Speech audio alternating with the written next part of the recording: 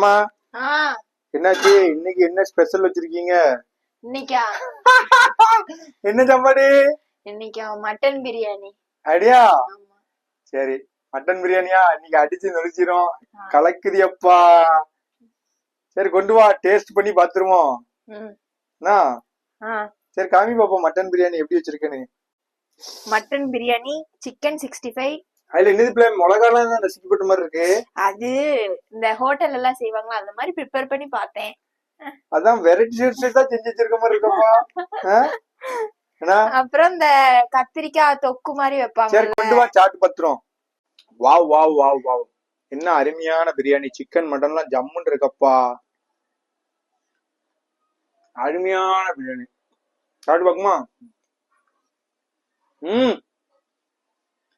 அருமையா இருக்க நயமா.